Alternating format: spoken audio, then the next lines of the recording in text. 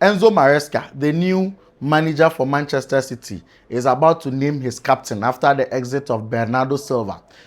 He indicates there are three senior players who are likely to become the next captain for Manchester City. Rodrigo Hernandez Cascante, whose future is uncertain right now, who has communicated to managers at Manchester City that he wants to join Barcelona. Ruben Dias. Ruben Dias, the Portuguese defender, is also in line to become the next captain for Manchester City. And of course, Erling Braut Haaland is also in contention over there. But there are lots of buts and lots of conditions as to who finally becomes the Manchester City captain. This is ASK Morgan Sports, and we are here to give you the various analysis and details of whatever Enzo Maresca is planning on doing as far as Manchester City is concerned. Trump has issued support for Gianni Infantino as FIFA president. Trump is saying that Gianni Infantino, it will be suicidal. It will be very detrimental to FIFA and football as a whole if they kick out President Gianni Infantino. Trump issued this statement of support in the wake of brewing pressure or mounting pressure on Gianni Infantino to resign honorably. Yesterday, we came your way with the exclusive news that UEFA, AFC, and then CONCACAF had issued a joint statement to push Gianni Infantino out of office. I sat here to do the analysis based on the numbers for you, and you know what that means. Now, the killer blow, the addition to what we knew yesterday, is that, you know, when you enter CONCACAF, there are two blocks. Like the way when you enter CAF, we have WAFU, we have other the North American block and all of that. When you enter CONCACAF, we have two blocks. We have the CFU, which is the Caribbean Football Union, and then we have the UNCAF, which is the North American Football Federations. Now, both of them have issued new statements in solidarity with CONCACAF that they stand with the decision of CONCACAF.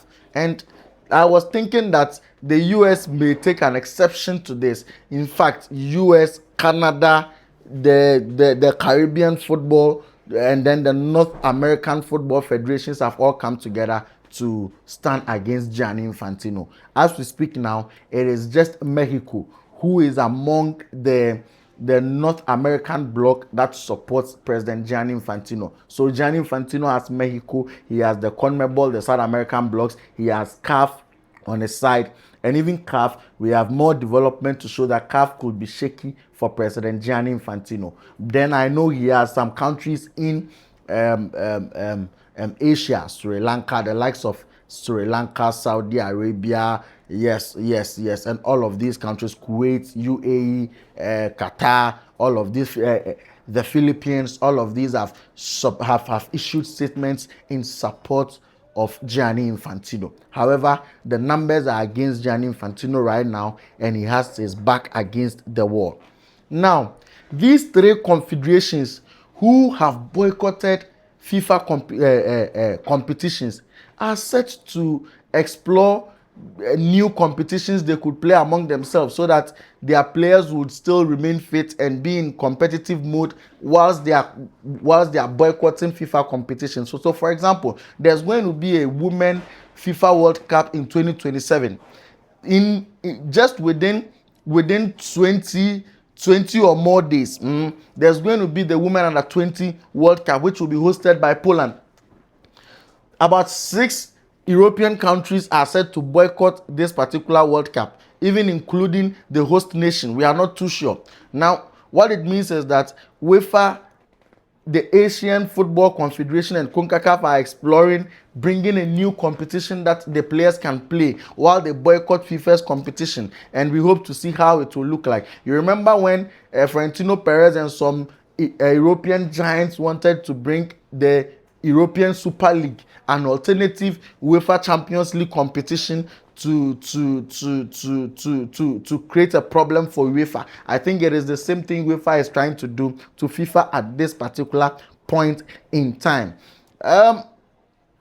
You see that the reason you see Trump has an exclusive connection to this scandal, and that makes it a problem. And the fact that he has come to even comment on this subject makes it much more problematic. So first of all, when they went for FIFA Congress in South America, Gianni Infantino delayed for more than 2 hours. So UEFA decided to walk out of the Congress when Gianni Infantino came, eventually when he came. And the reason he was late for more than 2 hours is that he took a detour with President Donald Trump. That is what, and the entire football was waiting for him to finish his detour with Donald Trump and come back. Secondly, when Folarin Balogun's World Cup red card became an issue, it was Donald Trump that called Gianni Infantino that created that whole lot of controversy. Then Gianni Infantino presented the FIFA Peace Award to President Donald Trump. They seem to be having a very, very good relationship coming in. And so the trouble Gianni Infantino finds himself in right now, there's an element of Donald Trump's association with him being in trouble. And so it's even much more worse for Donald Trump to come out and offer these words of support to Gianni Infantino, because it makes the situation worse off. Now, the private entity that was arranged to buy 21% stake in FIFA's commercial enterprise and deals was Thrive Eternal. Now, Thrive Eternal was owned by the brother of Donald Trump's son-in-law. You see, and so this whole controversy, Donald Trump has been at the center of this whole controversy. It does not serve him or Gianni Infantino to come and speak in defense of the FIFA president right now, because to the rest of us, it is because of what the both of you seek to gain. That is why you are here defending him. And so, I think these were words of support, but it would end up creating more damage than helping. Now, referee Omar Atem has arrived in Salzburg to officiate the UEFA Super Cup game between Aston Villa, the UEFA Europa League champions, and then Paris Saint-Germain, UEFA Champions League winners, UEFA Champions League winners. Tomorrow I'll come your way with exclusive analysis on how we think the game would go. Referee Omar Atem is a Somali referee who was appointed to officiate in the just ended 2026 World Cup. Upon his arrival in US, immigration officers denied him entry because his country, Somalia, was under a travel ban as far as US was concerned, and so he couldn't enter into the United States. Now, UEFA criticized that action, said if FIFA had appointed a referee to come and then officiate to work for FIFA in US, it was not right for the US authorities to bounce him at the airport. But then FIFA also says that it is not interested, it does not have a stake in the immigration rules and laws of countries who host the World Cup. And that, for me, created the opportunity for UEFA to press FIFA's neck and create a whole controversy out of it. Because of that, UEFA has actually appointed this particular referee to come and officiate the match in Salzburg tomorrow. Now, this is only possible because somewhere in April, UEFA signed a strategic partnership, an MOU, with CAF to exchange certain things like institutional knowledge, coaching, education, youth and women's football, personnel, and all of that. So it is under this MOU that referee Omar Atem has arrived in Salzburg today to officiate the match tomorrow. We wish him all the best. We hope he delivers and shows some and sort of projects African football in good light tomorrow. This is also a huge swipe in the face of FIFA. Now, I don't know how UEFA is going to leverage on this opportunity they've given referee Omar Atem to get some of the CAF votes from Gianni Infantino. Because I know that CAF is in a dilemma right now, although they will prioritize the money from Gianni Infantino's FIFA plan. All right? They will prioritize getting that money. You understand? However, they would also want to get some of these services, some of these opportunities from UEFA. And so, although CAF in itself will stand with Gianni Infantino, maybe some of the member federations, some of the member associations could break rank and fly with UEFA in that regard. And Enzo Maresca. Now, Bernardo Silva was the captain of Manchester City. He has joined Real Madrid. Now, Enzo Maresca is yet to appoint a captain. Now, according to Enzo Maresca, he always has to get around 4 leaders in the team, and one of them has to be a homegrown player. By homegrown player, mostly an academy boy, somebody who is a local native, who is from the place, somebody who has played for Manchester City from his young age, somebody who understands the tradition of the club, to be part of the leadership. Then he mentions that now they have 3 leaders in the dressing room: Erling Braut Haaland, Ruben Diaz, and of course Rodrigo Hernandez Cascante. But we all know Rodrigo is heading to FC Barcelona. I am very confident that Rodrigo will sign for FC Barcelona before the transfer end, because unless Manchester City stays too firm on their 80 million evaluation, but anything less than 60 million, Barcelona would buy the player and bring him in, especially as they are selling Ferran Torres to Paris Saint-Germain. Now, what it means is that he will have to choose his captain from among these 3 players. And I know, even if he may want to give it to Rodri, right now it is not certain. So in the preseason games that I've watched, I've seen Ruben Diaz man the captain armband as captain. But he said something fervently on why Erling Braut Haaland is not favorite to win the captaincy. Although Erling Braut Haaland called Enzo Maresca when he was appointed as coach, he was the first to call him. He's had a very good relationship with him. He likes him. He feels that ordinarily, if he's looking for a captain in Manchester City, it has to be Erling Braut Haaland. However, Enzo Maresca has a tradition that every time his team scores, the captain will come to the touchline for instructions. Every time the team scores, when the team scores, we all go and celebrate. But the captain never celebrates. The captain will come to the touchline for instructions every time the team scores. But since Erling Haaland is the leader of the team in front, he's the one that is likely to bag in most of the goals. When he scores, he ought to celebrate. He will not be able to come to the touchline for the said instructions. And so Enzo Maresca thinks that giving the captaincy to Erling Haaland has become a challenge. However, if it is left with him alone, he would want to choose what's the name? Erling Haaland. Maybe he will give it to Erling Haaland, make Ruben Diaz the deputy, and make sure that every time the team scores, the deputy will come to the touchline and receive the instructions on behalf of the captain. If it is not Erling Haaland that scores, Antoine Semenyo could score, Phil Foden could score, then maybe the captain himself will come to the touchline and receive the instruction. So that is the dilemma Enzo Maresca is in as we speak right now. He says that when he left Chelsea, he took some time off and he was home. While he was home, he spent time analyzing 2 particular things. One, artificial intelligence and how it can impact the game. So he says that artificial intelligence has become very prevalent today in today's age, and everybody is using it. Now it has even become part of football, and all persons or individuals or groups involved in football are also using artificial intelligence. So he also took 2 master classes on artificial intelligence. We hope to see how he's going to use artificial intelligence in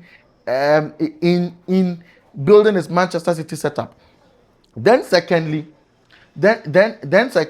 he said that when he was Pep Guardiola's assistant some years back, set pieces were not very relevant in the Premier League like it has become today. Today, set pieces have become very relevant. You'll see Arsenal scoring about 19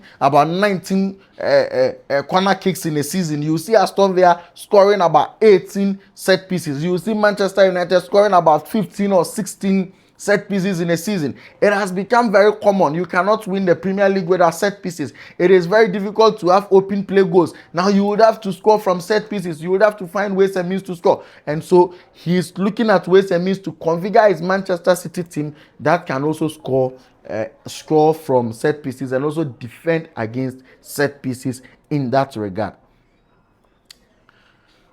Luis Enrique says that Paris Saint-Germain have the greatest chance of winning the Champions League in 3 consecutive ways, back to back to back. He says that they have the biggest opportunity in winning the Champions League back to back to back. You know, Real Madrid under Zinedine Zidane did it, and they are the only club to have won the UEFA Champions League in 3 consecutive times. As I speak with you, Paris Saint-Germain has won the Champions League in 2 consecutive times. Now, coming into the next season, coming into the upcoming season, this season, now he's saying that they have a chance to win it back to back to back, and there is no team that is motivated than Paris Saint-Germain to win it right now. I think I am looking for some things in order to conclude whether they can actually win it or not because of their signings. I'm looking at how they are going to manage their team very, very well. If they bring in now, they bring in Magne Akleoch.